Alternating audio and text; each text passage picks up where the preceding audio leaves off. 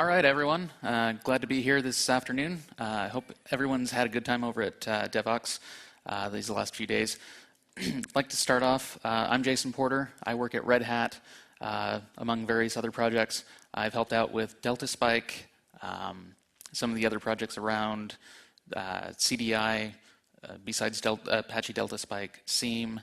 I've done a little bit with Forge, a little bit with Arquillian. So I've been around for a little while. I've kind of helped out as an ad hoc member of the specification group for CDI 1.1. Just by raise of hands, how many people here are using CDI? I hope, okay, good. I'm glad that's most of you. Is there anyone here in the audience that isn't familiar with CDI? One, okay, good. I was hoping it wasn't a whole lot. I'd like to start off today with just a really simple story. And the story may sound a little bit familiar to some of you. So what we've got John, Kathy, and their boss Mary. And they all work at this made-up place called the Second Bank of Techlandia, because you always hear the first banks of wherever, but you never hear about the second banks. I guess those just don't make it. No one wants to buy into them. I don't know. At any rate, they work on this Java EE platform. It's kind of got some legacy stuff in there. They've really just got a mix of a whole bunch of everything that's in there. John, a few years back, attended a conference, it might have been Java 1, might have been Devox, where he heard about this great thing coming out in Java EE 6 called CDI, and was really excited to get to use some of this new technology. And he went back home, played with it a little bit, but of course never really had the opportunity to use it at work. Banks move kind of slow. You don't fully upgrade your systems all that often. Kathy is a little bit of a testing fanatic. She loves to write tests, loves to make sure that everyone writes their own tests, and really hates it when you get that red bar inside of Eclipse or IntelliJ or NetBeans or whatever. So she's always pushing everyone really hard to make sure they test things. Mary's their boss, used to be a programmer, eventually moved up the ladder, that kind of thing. And they all come together one day. Mary starts off the day by saying, hey everyone, so we've got this great news, we'd like to gather everyone up. and of course, how many times has this happened to everyone? So our CEO or CTO or whatnot just got back from a game of golf. And everyone knows that as soon as those words come out, that everything's going downhill from there. Maybe their CTO was talking to some friends, and they said, hey, if we're using this stuff, we'd love for you to get to use this stuff. If we can get you to convert, we'll raise your handicap. Your game has been a little bit off, so we'll up your handicap a little bit. And they're all going, okay, great. A little bit of nervousness in their eyes and their voices, wondering, so what is this stuff that we're going to be converting to? And it comes up, and we're going to be converting to the newest and greatest Java EE. And everyone breathes a little bit of a sigh of relief, and then Mary comes up with the news, and I think it's great, we're going to have about a quarter to do it in, so about 3 months. And everyone's going, oh no, what are we going to do? So they're hoping they can get things done. Mary appoints John and Kathy to kind of lead up the migration efforts. John's, of course, excited because he gets to play with all this new stuff.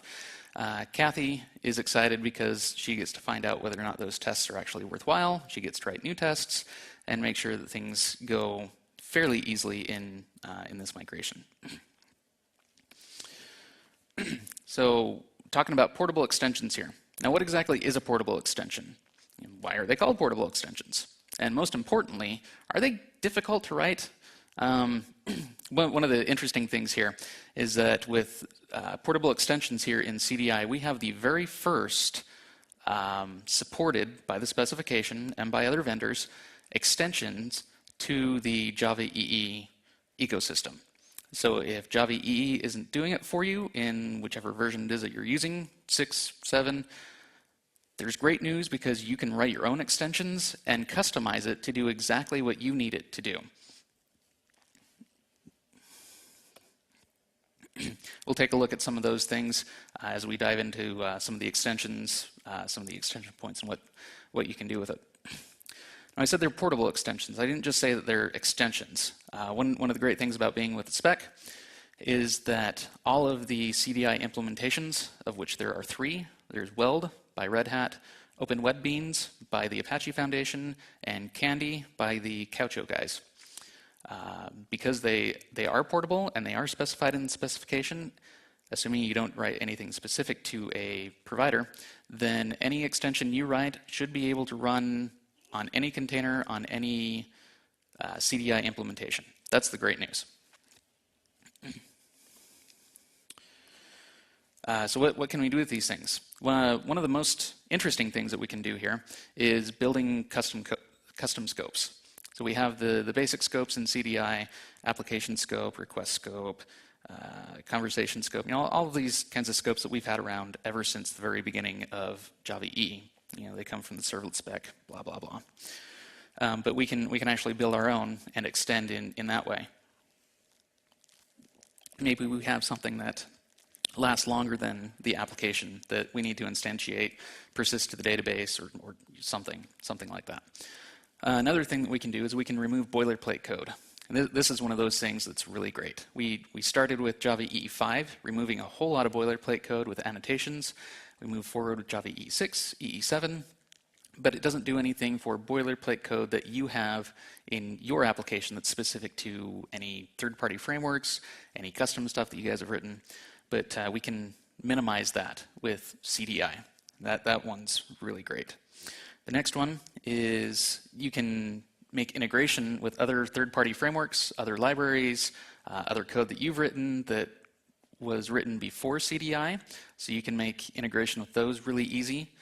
So you can inject and add scopes, add producers, all those kinds of things, which also helps reduce some of your boilerplate. And then last of all, but certainly not least, the sky is the limit here. Anything that you can dream up, you can do with your extensions.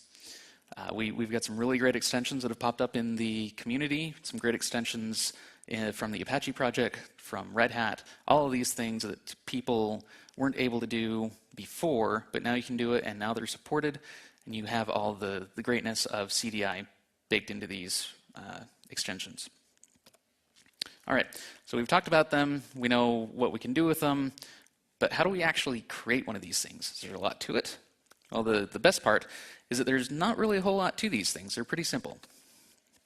There's really only 3 things that you need for an extension, which is great. You think about extensions and other things, especially earlier versions of Java EE. If you wanted to do an EJB, say EJB2, you've got your interfaces you have to write, you've got your XML you have to write, you package them all up. There's all these things that you have to do. It's just a pain. So these 3 things are a beans XML. You need to have one of those inside your archive. That lives in meta-inf for jars, webinf in wars, services file for the service loader, and of course you need an implementation class that observes any of the CDI lifecycle events. Although there was a little white lie, in CDI 1.1 you don't really need the beans XML, so I guess there's really only 2 things that you need. That makes it even easier. Now the lifecycle. Now this one, so the next slide coming up, is definitely one that you need to pay attention to. There's certainly a lot of different extension points in CDI, but the most important point is understanding and knowing when each of those extension lifecycle hooks is called. So you know when things take place. And here it is. If you've got phones, cameras, whatever, definitely take a picture of this one because it's really hard to find. It's not in the spec. It's not really written down in any of the APIs, but it's definitely useful to understand. Each of these have their own place. They all have their own APIs, different things you can do in the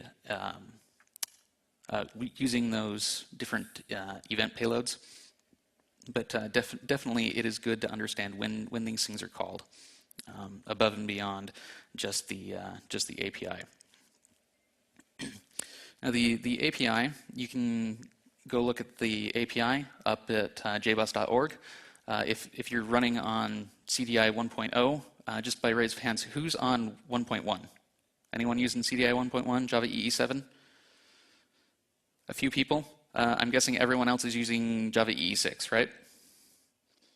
Raise of hands. Okay, that's what I thought. If you're looking for the 1.0, just replace that last one with a 0. Easy stuff. All right, so enough about that. How about we take a look at some of these extensions and see what actually makes these things up. So the bulk of my demos, or not really demos, but code that we're going to be looking at is coming from the Apache DeltaSpike project.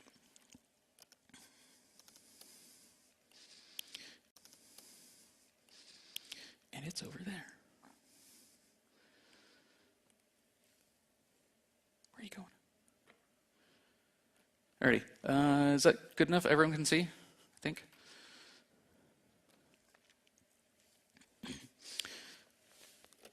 Switch over here.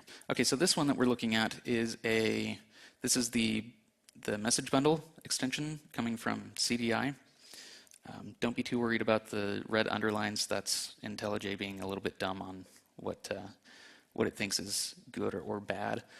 So what this one does is it has the ability to take any of your properties files or other resources, depending on what they may be, and it makes it a little bit easier to consume and use. I know before you're looking at an I18N internationalization string, you got to load up the properties file, all that kind of stuff. This one goes in that idea of reducing boilerplate code and also making it easier for you to consume those things. So what you get with this is a strongly typed, essentially a strongly typed properties file. So you've got methods that you can call. You can send in different parameters that you need to replace inside those strings, and you can use them just by calling the methods and outputs a string. Pretty easy. So this first one that we've got over here, you'll see this a lot if you start looking at the DeltaSpike code. So what we have over here is this deactivation idea. One of these things that definitely to be aware of in CDI when you're making your own extensions. If you have a lot of extensions, then that's going to start racking up the boot up time of your application.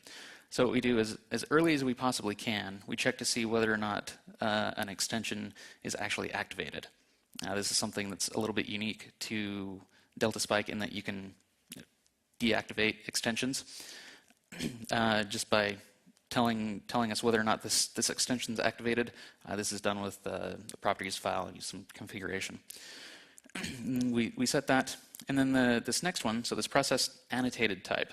This is one of those lifecycle events that we mentioned and saw in the slide. Then we're going to check whether or not we're activated.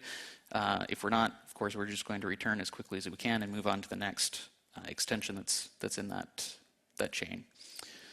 So what we're doing over here really isn't a whole lot over here. We're just looking to see whether or not this annotated type, so this is going to be a Java class. We're going to look and see if it is annotated with the message bundle class. If it is, then we're going to go through.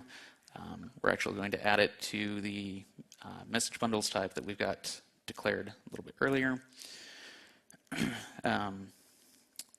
We're going to go through, validate the message bundle, make sure everything's good there. And this part right here, this one's a little important. We've done a little abstraction in DeltaSpike around this, but anytime that you throw an exception from a CDI extension,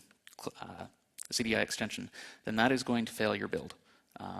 You'll definitely want to have as much information on there as you possibly can to go and figure out what that is. But if you're going to be throwing extensions, be aware that that's going to that'll stop your deploy, not your build. It'll stop your deploy.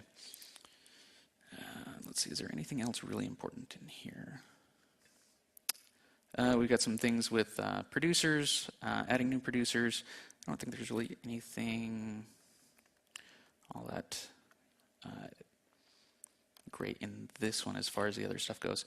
The after bean discovery, now if you remember going back to the slide that we had, this is one of those last CDI events that gets fired off before your application finishes. So what we're going to do here, we're going to make sure that everything is is okay, that we don't have any definition errors, we haven't thrown any exceptions, all of that kind of stuff. Then we're going to go through and actually add a new bean type. Now this is a CDI bean type that has all the metadata around it, all of the things that CDI needs to make sure that it can find those beans, find producers, injection points, all of that kind of stuff.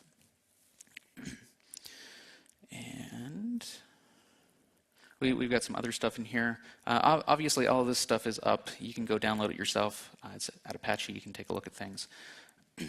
And I wish I had an easy-to-run example on here. Unfortunately, I don't. This next extension that we've got over here, this one's a little bit near and dear to my heart. I wrote this one myself in Seam 3 before we contributed it up to DeltaSpike. So this is the exception control extension. And what this one does is it allows you to handle all of your extensions, whether you're throwing them yourself, whether one of your frameworks is throwing them, or maybe something inside the container is going to be throwing them. For example, if you're using JSF or JAX-RS, you can register your own exception handlers, and then you can handle all of your exceptions in one particular way in one location.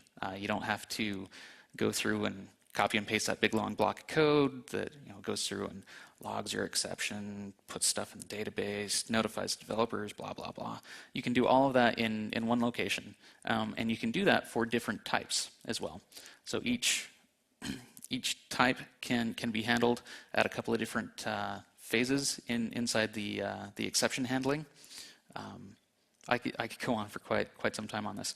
But the interesting thing on this one, so inside the process bean observation, we're going to go through, just like we did in the last one, so the message bundle, we're going to go through, make sure that we're looking at a class that is annotated with one of the annotations that we care about. We're going to go through, find all of the methods, see whether or not these methods are annotated with a particular annotation, the handler, the exception handler annotation.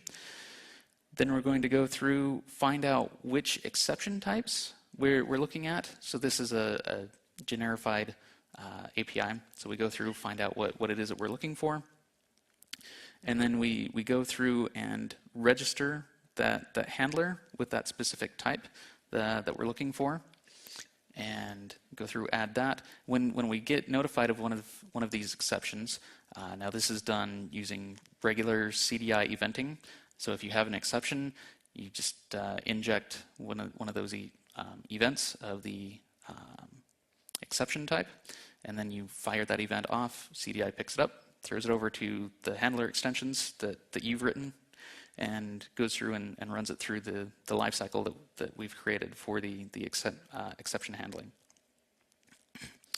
Some of the meta model that is present in CDI that you may not get the opportunity to take a look at is this injection points idea. So what we're looking for, besides just the method and the exception that we're looking for, just like with any other CDI eventing, you can add other parameters onto that method, and then CDI is going to go through and inject those things for you. So if you have something that you're picking up from, let's say JSF, and you want to add a message to the user, then you can inject the faces context, you can inject the request, any of those things. You just add them as different parameters onto your exception handler, and we're going to go through, find those, validate they are capable of being injected by CDI, and we're going to go through, and when that happens, we'll inject all of those things for you. This next one is really kind of interesting, and unfortunately it's not really mentioned all that well. Who's using JMX for anything? Okay, we've got a few people here. This one actually lets you register a JMX mbean as a CDI bean. So we're going to go through, we're going to handle all of that creation of the JMX stuff for you, going to register it with the server and take care of all of that for you. You just write your bean, annotate it, and you're good to go. As we've seen in all the other ones, CDI is based around annotations. Most of your extensions will probably be based around annotations as well. So we do a lot of this annotation scanning to find out whether or not these are classes that we actually care about. And the register object is where all of the interesting stuff happens. Although there really isn't all that much to it. It's kind of interesting. We go through, get the bean. We're looking for a specific string that's inside the annotation. We go through, find the information that we're looking for, and then we go and register it with the server as an mbean. Looks all right. And then, of course, we're spitting out some information to actually let you know that we registered an mbean. We've got another.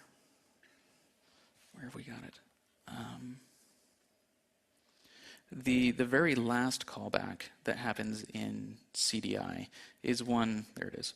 Is one that doesn't get used a whole lot, but it's the before shutdown hook, and this happens while your application is undeploying.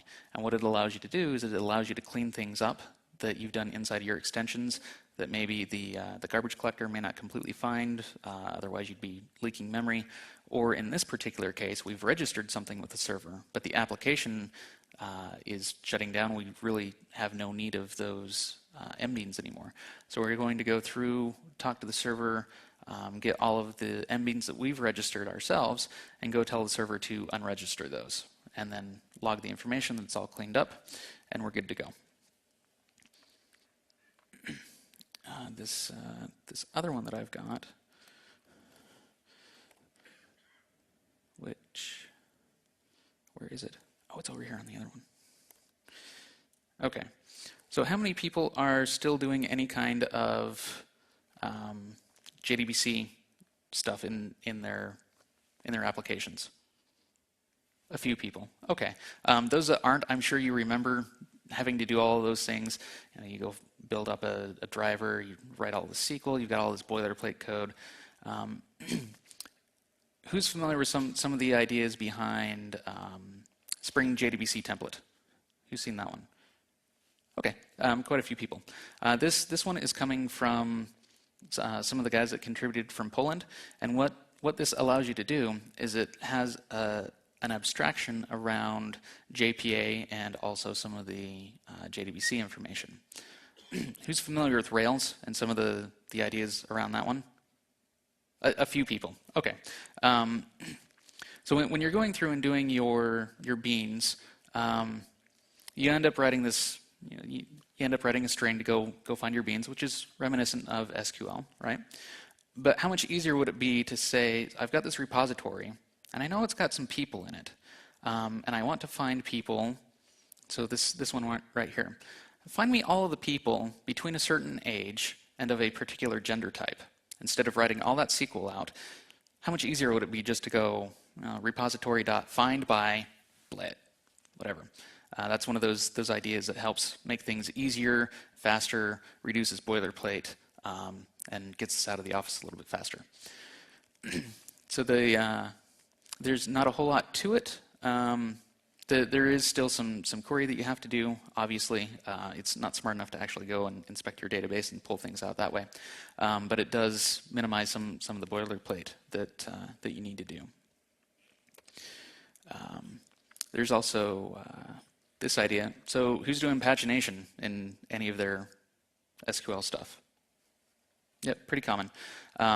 Using JDBC, or not JDBC, but JPA, it's really not the easiest of things to do. You've got to make sure that you've got everything started in the right place, get a list, go bind to the list, all that kind of stuff. This makes it easy. It's a fluent API. You just add how many results that you want, give it a starting location, and off you go. It gives you the correct sizes, starts everything off, adds the correct text to your strings, all of that information. We've got some info about doing bulk operations, and then this part, who's using the JPA query API? A few people. Who's found it really easy to use? I didn't think so. It's definitely not the easiest of APIs to get your head around, but what we've done here is we've tried to make it a little bit easier by providing a layer of abstraction around it. It doesn't provide as much information, and you can't pull out everything that you can with the criteria API, but for most use cases, it works pretty well. There's also query ordering. There's all kinds of stuff in here. This is in the GitHub repo or the Apache Git repo. You can definitely take a look at it. It came out in DeltaSpike 0.5, which was released a couple of months ago. We're looking at releasing a 1.0 fairly soon, so you can get behind that and take a look. Actually, I need to move things over. There we go. Maybe. So we've been talking about Apache DeltaSpike and where you find things, but let's do a little meta on that. So what is it? Where did it come from? All of that kind of stuff. Apache DeltaSpike is a conglomeration of different CDI extensions. We're really kind of hoping that it's the go-to place for the majority of your extensions. Obviously, there's going to be information that you need to write yourself for your particular application, but we're hoping that the majority of your things you can get from DeltaSpike. If you can't find it from DeltaSpike, then you can use some of the utilities, some of the helper methods, some of the ease of use that we've built into it to write your own extensions. You can find it at deltaspike.org or deltaspike.apache.org. There's all sorts of people that are interested in it, people contributing to it from the community. As I mentioned, we have Red Hat, we have some of the people at Apache behind the MyFaces and MyFaces CODI stuff. We have other people out in the community. We've got some other companies involved in it too. It doesn't move quite as fast as some of us would like, but it is moving, and it does continue to grow and get more extensions to it. Great things you can use. If you're not using any of the extensions, then it's great to build upon. Now, one of the great things about Apache DeltaSpike is their examples and their extensions written by the experts. So you've got people like me that worked on the EG group. You've got people in Apache that were part of the expert group for CDI writing these things. You've got people inside the community that have written multiple different CDI extensions. They're contributing to it. So if you're looking to start some of your own extensions, like in our example, we've got John who's looking at building some of his own. He can take a look at Apache DeltaSpike and see what other people have done, how they've used things, and what makes things easier. This other idea is that we have default implementations for the different metadata classes. Now, unfortunately, the spec doesn't really give you any kind of implementation or really ease of use for any of the metadata classes that it uses. They're all interfaces, and some of them are actually fairly lengthy. If you go to implement some of those things, you've got 7, 8 different methods that you need to implement to do these. We've taken the opportunity to build out some of these default implementations for you. We've also done some wrappers to make things a little bit easier, so you can definitely use those.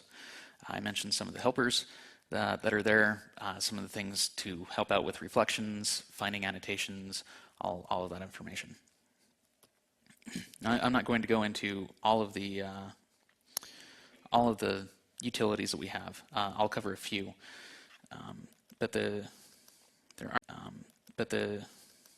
are some of these things. Where's my mouse? So inside DeltaSpike, there's as you can see, there's obviously a lot of information that's here that's usable. We'll take a look at some of these things inside the utilities. So we've got some Jindy utilities just for finding beans inside JNDI that's useful. Oh, that's not really all the great stuff that we've got there. Inside the API are where all of these things are. So there's also some SPIs for integrating with DeltaSpike. So here we go.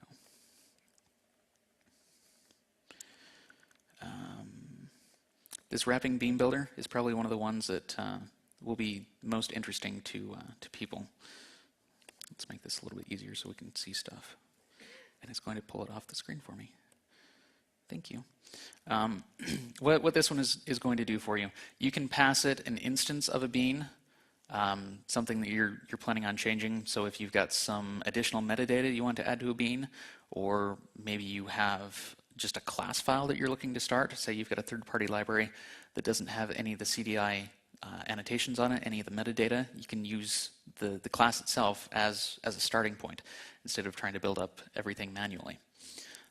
So we have things where you can add qualifiers, add types to things. You can add alternatives.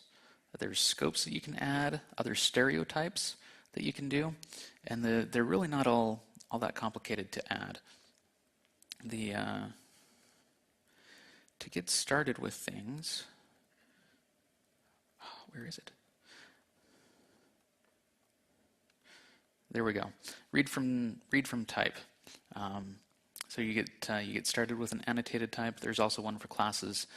Add that in there, and then it internally goes through and looks at all the metadata that's there and builds up this information, and then you can go through and modify it.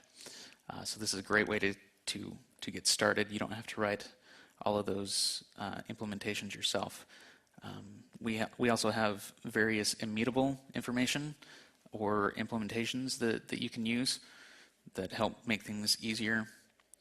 Oh, I'm losing stuff.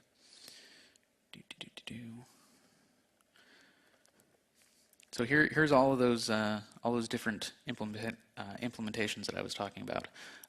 If you were doing things on your own, all of those things would be implementations that you would need to create and use yourself, which is a lot more work than most people, I think, would really like to do. So you can use Apache DeltaSpike and pull all of these things out for you. You can get injection points, targets, beans, types, all of this stuff we've done for you to make it easier for you to build and to write your own extension points. We've got another one that so all of those annotation literals that you have to write in CDI because you actually need to pass instances of annotations due to the different members, the annotation members that you need to instantiate. So all of those things are there for you. Because CDI is strongly typed and it takes into consideration all the types, we have traversal utilities for finding the different types, the hierarchy of your class, all that information. I talked about all of the different metadata helpers and whatnot. Now, if you're interested in looking at Apache DeltaSpike, obviously the easiest place to find it is up on GitHub. Although that's just a mirror, it's a read-only mirror. We don't watch it all that frequently, so if you're interested in contributing or pulling it down from the canonical repo, use the bit.ly link that I created. Otherwise, it's this really long, ugly Apache Git URL that's really horrible. So definitely, if you're interested in looking, take a picture of the slide or come see me afterwards. So back to our story. John's going through, he's creating all of these extensions. He's been around, had issues, gone to Google, which of course takes you to Stack Overflow. And then he comes up in frustration one day and he says, how am I supposed to test all of these things? You know, testing's hard, I don't like doing it. And besides that, it's in a container. And I can't really test things that are in a container. I mean, so if I were to think about it, I have to mock all these things, and I've got all the CDI stuff I have to mock, and this just isn't going anywhere. Of course, at that point in time, Kathy's walking by his cubicle, and she comes by and is just really blown away at this idea that you can't test things. So she says, you know, John, come over here. Let's take a look. I'll show you a better way to build things. And of course, the best way to build things, the way that we're doing things in CDI or in DeltaSpike and also other places, is using Arquillian. So who's familiar with Arquillian? Quite a few people. That's great. All the tests that we have inside DeltaSpike are running on Arquillian. Not only are they running on Arquillian, we also have them running against JBoss AS 7, Wildfly, Tommy, WebSphere, WebLogic. So all the different servers, or at least the main servers, that are supporting CDI, we're testing against those and against all of the different CDI implementations that we can use. So when we actually say that all of our stuff is portable, we mean it and we stick by it, and we have tests to prove it. Obviously, if you're doing any of your own stuff, you definitely want to take a look at Arquillian and see how easy it is to build some of those things itself. Just to give a quick overview on what tests look like. So here we've got one of those MBeans, that I was talking about. There's really nothing special here. I could go through, but there's not much here. And to test one of these things is just like a regular Arquillian test. So you go through, build up your archive that Arquillian is going to create and deploy to the server. And then you just write all of your tests like you normally would. This one's got a lot of them in there, but you go through and Arquillian calls your tests. You can assert things either from the class, from the container, things that happen after different CDI lifecycle events and callbacks. All of those things are testable via Arquillian. Otherwise, you'd be looking at something else, maybe mocking things or whatnot. But all of those things are definitely available to you. This last one over here that I want to show you. So this is the messaging stuff that we looked at quite a few slides back. So this idea that we have an instance of one of these messages, and then we're going to be using a method to actually give us our string back. So inside the property file, this is one of those things, welcome to space, %s just for the string, and we're going to pass in the string DeltaSpike, and it's going to go through, do the replacement. Same thing down here, where we're talking about money and floats and integers, all these different things that you can add to your message strings. Again, there's not much to it. You can see up at the top that we're doing a shrink wrap archive for Arquillian to deploy. We go through run our tests. Nothing special there, but definitely something to look for if you are writing your own extensions.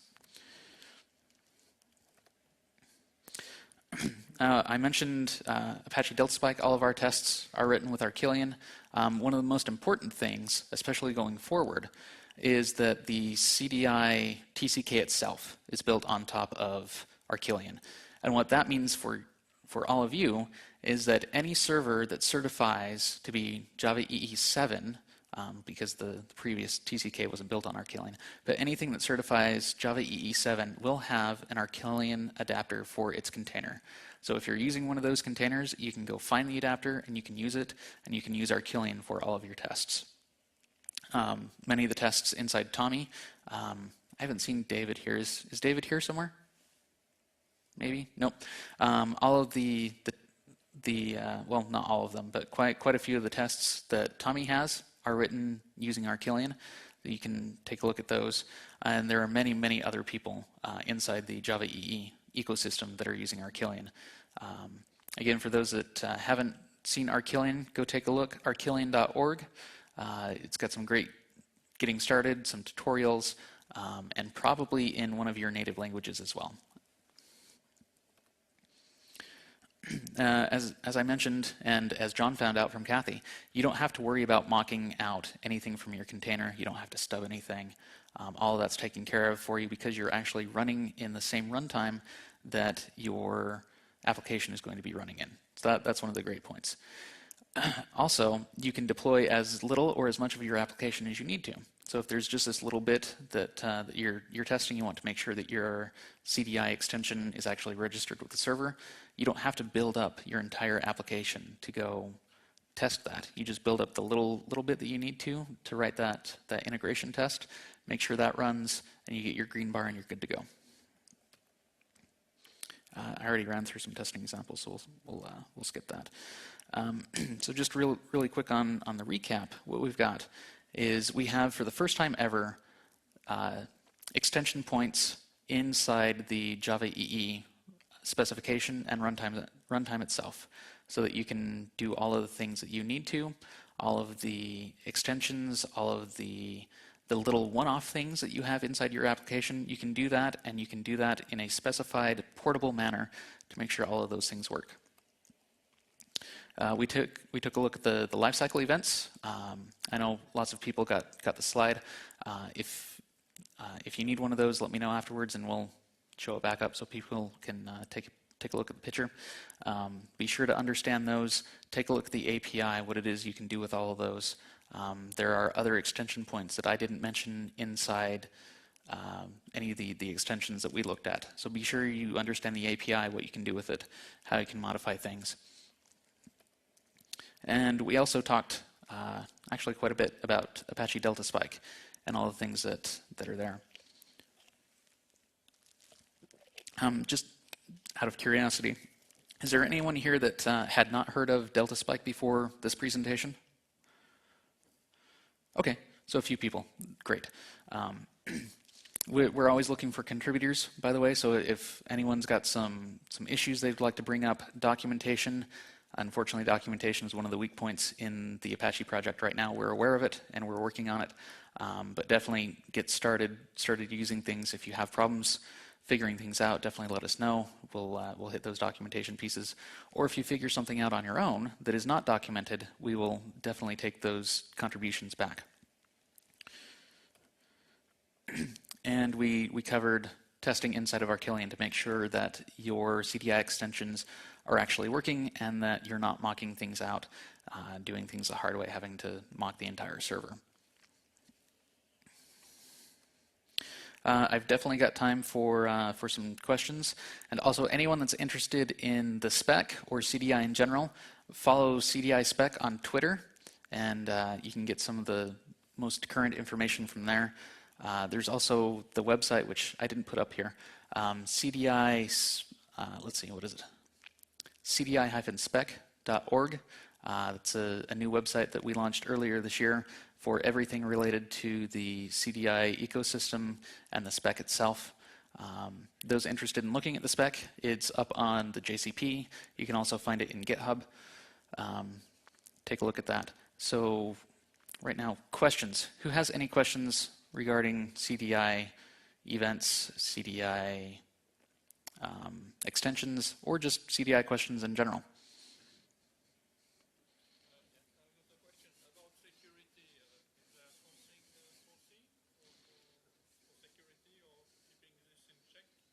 Okay, the question was, what do we have for security? Inside CDI itself, there isn't anything specifically based around security, although in Apache DeltaSpike, we have a really kind of thin layer to do things. We decided, what was it, earlier this year? No, I think it was late last year, that we decided we didn't want to bind ourselves to any one particular security implementation itself, but we would provide easy ways for people to use the different security implementations itself. One of the ones that I know for sure, JBoss has a security project called pique that I know has CDI bindings and extensions using that. The Apache Shiro project is also looking at it. It also wouldn't be that hard to take a look and use Spring Security or some of the other things, but we don't have anything built in. Other questions?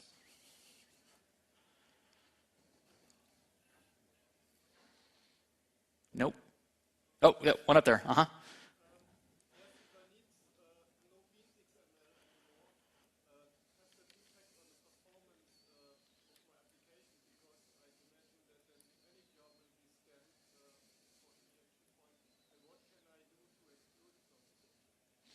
Okay. So there were a couple of questions involved. The first question had to do with the beans.xml, which is not required in CDI 1.0 or 1.1, and how that affects performance. Honestly, I haven't seen anything that really impacts performance that much for not having one. By default, the kind of the offset that we have there is if you do not have a beans.xml file inside your container, then only those beans that are explicitly annotated with a CDI annotation will be picked up. That goes for CDI beans in 1.0 that didn't have any annotations. Those were marked as dependent scoped. Now you actually have to go through and explicitly annotate dependent scope beans if you do not have a beans.xml. Those beans will get picked up, others will not. The other question, I'm sorry, what was the other part of the question? Oh, yes, exclusions. In CDI 1.1, we have the vetoed annotation. If you're using CDI 1.0, then that's a really simple extension to write. It's in the process annotated type. You just go through and veto that yourself. So you can scan for packages and then just veto all of those beans. That's one of those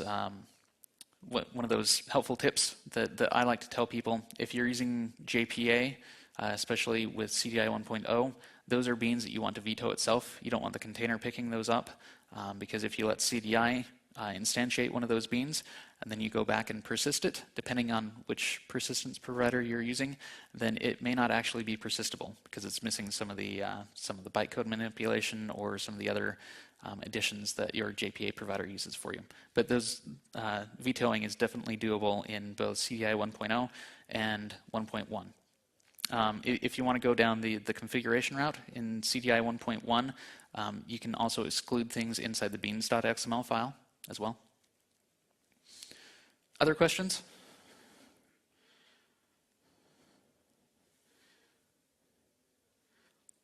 Doesn't look like it. So I'm ending a little bit early, but I hope everyone has enjoyed DevOps this year and looking forward to seeing you again later, and hope you're able to definitely get involved in building your own CDI extensions, and hoping to see you around in the CDI ecosystem.